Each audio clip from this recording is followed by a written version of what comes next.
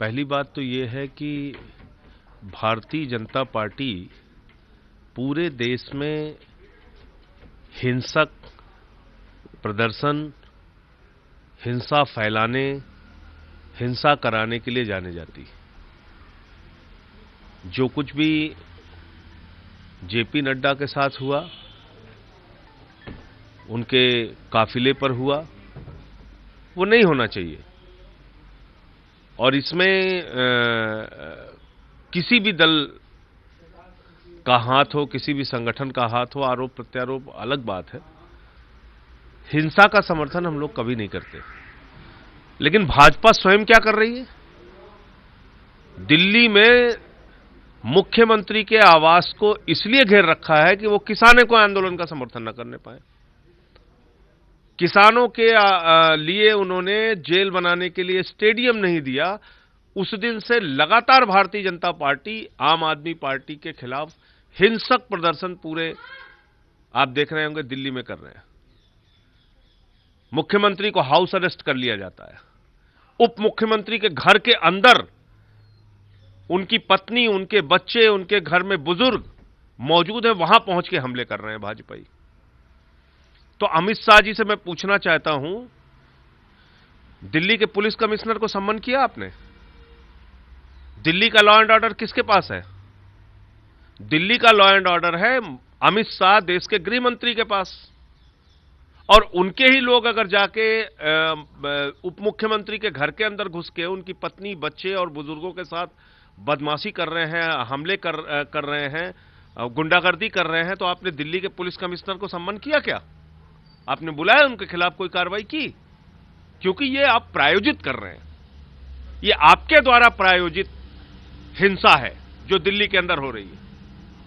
और वजह एकमात्र वजह है कि दिल्ली के मुख्यमंत्री अरविंद केजरीवाल ने किसानों के लिए यहां स्टेडियम को जेल नहीं बनने दिया। तो इस तरह से अगर भारतीय जनता पार्टी राजनीति करेगी कि उनको किसानों को रौंदना है, कुचलना है, और उसमें एक मुख्यमंत्री ने साथ नहीं दिया, केजरीवाल जी ने साथ नहीं दिया, तो हिंसा फैलाओ, ये तो हिंसक प्रवृत्ति भारतीय जनता पार्टी की निकल के सामने आ रही है। आज सारे मंत्रियों का घर घेर रखा है। तो वो इस कोविड के टाइम में काम करेंगे अपना, या रोज अपने परिवार को बचाते फिरें? यह हालत है। सर, गवर्नर ने चीफ मिनिस्टर को ही बोला है कि आप कॉन्स्टिट्यूशन फॉलो करना चाहिए, अलग नहीं बात से डिपार्ट हो सकती, तो इस तरह की चीजें। देखिए, constitution, Bharatiya Janata party constitution को फॉलो कहीं करती है ऊपर से लेकर नीचे तक।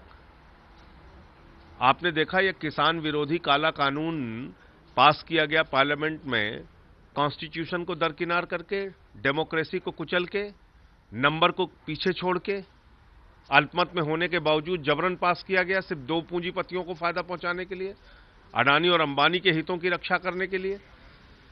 आप बताइए, 5 मई को 7 मई को कोल्ड स्टोरेज बनाने के लिए 100 एकड़ जमीन अडानी को मिलती है हरियाणा में, और 5 जून को अध्यादेश आ जाता है। तो इस देश के करोड़ों किसानों के लिए सरकार चल रही है, या दो पूंजीपतियों की गुलाम सरकार इस देश में चल रही है? ये इस देश के लोगों को अब सोचना पड़ेगा। मोदी मोदी मोदी मोदी का जो राग अलापते हैं लोग, ये सच्चाई जाननी पड़ेगी कि वास्तव में हकीकत क्या है, किसके लिए सरकार चल रही है। जिन दो पूंजीपतियों से चंदा लेते हैं, उन्हीं की हितों की रक्षा करने के लिए ये सरकार काम कर रही है। और ये तीनों काला कानून जो बना है, ये उनके कहने पे बनाया गया है। किसान आंदोलन कर रहे हैं, उनके ऊपर पानी की बौछारें हो रही हैं, आंसू गैस के गोले छोड़े जा रहे हैं, लाठियां चलाई जा रही हैं, मुकदमे लिखे जा रहे हैं। 23 से ज्यादा किसान अब तक मर चुके हैं इस आंदोलन में, शहीद हो चुके हैं। तो कॉन्स्टिट्यूशन, राज्यपाल जी कोई अपनी भाषा तो बोल नहीं रहे हैं। राज्यपाल तो हम लोग जानते हैं, जो केंद्र सरकार उनको कहता है वही वो बोलते हैं। तो मुझे लगता है कि राज्यपाल महोदय को सीख देने के लिए जो लोग कहा है, वो खुद कॉन्स्टिट्यूशन का फॉलो नहीं करते। किसान आंदोलन पे सरकार का कहने के बातचीत तो तैयार है, लेकिन किसानों ने साफ कर दिया है कि वो आंदोलन जारी रखेंगे। Railway block. अरे भाई, कौन सी बातचीत? आपको कौन सा विज्ञान ऐसा है जो समझ में नहीं आ रहा है?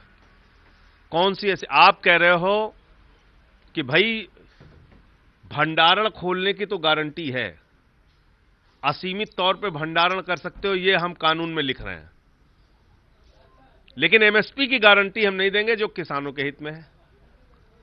तो मुझे लगता है कि ये एक बेवकूफ बनाने वाली बात सरकार की ओर से है कि वो बातचीत पे बातचीत, तारीख पे तारीख दे के किसानों को थकाना चाहते हैं, लेकिन वो थकने वाले नहीं है। किसान पूरी तैयारी के साथ आए हैं और इस सरकार से वो लड़के अपना हक लेंगे। हम सारे लोग उनके साथ हैं। किसान की उमर खालिद को रिहा करें, इस तरह के पोस्टर्स लगे, और लोगों के भी जो लोग अरेस्ट हुए हैं उनके बारे में। देखिए, ऐसा है, ये शुद्ध रूप से किसान आंदोलन है। इसको बदनाम करने की 1000 कोशिशें भारतीय जनता पार्टी कर ले, वो अपने मकसद में सफल होने वाली नहीं है। आप शहीद आजम भगत सिंह के वंशजों को, शहीद उधम सिंह के वंशजों को, शहीद लाला लाजपत राय के वंशजों को, शहीद करतार सिंह सरापा के वंशजों को आप आतंकवादी कह रहे हैं। इससे ज्यादा शर्मनाक कोई बात हो सकती है क्या? पिता आंदोलन में बैठा है, बेटा सीमा पर शहीद हो रहा है, और आप उन लोगों को आतंकवादी कह रहे हो। भाजपाइयों को शर्म नहीं आती? इस देश के अन्नदाता को आतंकवादी कहते हैं और पाकिस्तान से जोड़ रहे हो, चाइना से जोड़ रहे हो। अरे भाई, चाइना से लड़ते वक्त भारत माता की रक्षा करने में 4 जवान पंजाब से शहीद हुए, जो 20 जवान हमारे शहीद हुए। तो आज आप उन लोगों को आतंकवादी कह रहे हैं। और कौन लोग कह रहे हैं? जो बिना बुलाए नवाज शरीफ के बर्थडे में चले जाते हैं और वहां जाके उनको गले लगाते हैं, उनकी माताजी का पैर छूते हैं। वहां तुम संस्कार दिखाते हो कि एक बुजुर्ग मां का हम पैर छू रहे हैं पाकिस्तान जाके, और यहां क्या करते हो? यहां की माताओं बहनों को पिटवाते हो लाठियों से। तो ये भाजपा का असली चरित्र है। इसलिए इस आंदोलन को बदनाम करने की 1000 कोशिश बीजेपी कर ले, वो सफल होने वाली नहीं है। दुष्यंत चौटाला, अगर एमएसपी नहीं होता तो वो रिजाइन कर देंगे, वो पूरा श्योर करेंगे कि एमएसपी रहे, तो इस तरह की। देखिए, इस आंदोलन के समर्थन में सभी राजनीतिक दलों को आना चाहिए। मैं तो बार बार इस बात को कहता हूं कि जो लोग हिंदुस्तान के अन्नदाताओं का दिया हुआ खाते हैं, उनके श्रम, उनके खून, उनके पसीने से पैदा किए गए अनाज को खाते हैं, उन सब के ऊपर कर्ज है कि आज वो किसानों का साथ दें।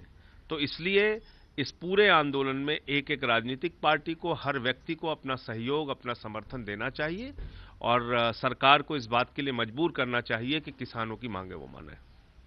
नमस्कार, मैं हूं मानक गुप्ता।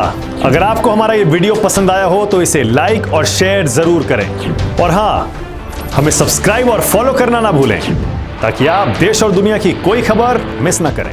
तो जुड़े रहिए हमारे साथ और देखते रहिए न्यूज़ 24।